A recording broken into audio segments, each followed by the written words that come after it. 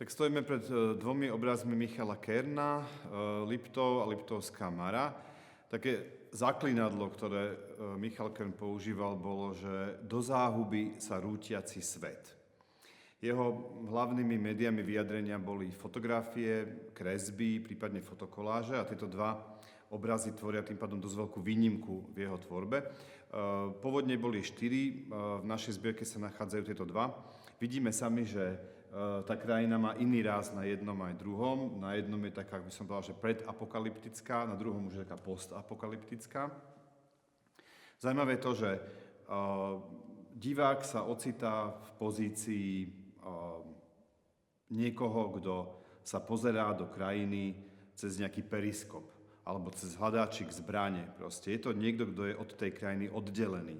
Takto oddelený bol aj samotný autor, ktorý diela namaloval. Takisto je oddelený vlastne aj ten divák.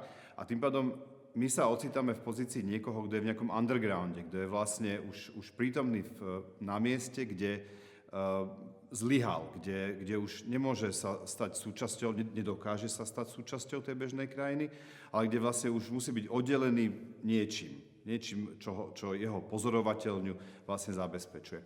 Ekologické tendencie vo výtvarnom umení začínajú v celom svete na prelome 60. a 70. rokov.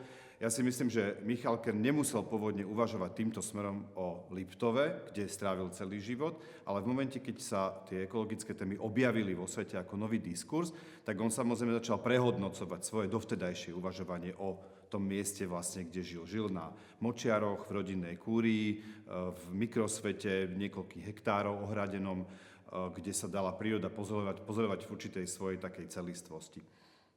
Pamätníci hovoria, že stavba Liptovskej Mary, jej napustenie a následne stavba diaľnice bol taký posledný moment, kedy vlastne Michal Kern zmenil svoje uvažovanie o krajine a odvtedy vlastne paralelne v jeho tvorbe nachádzame také dve línie konceptuálne. Jedna je tá svet rútiaci sa do záhuby a druhá je taká snaha, ako čo najjemnejším spôsobom uchovať ten dovtedy existujúci svet.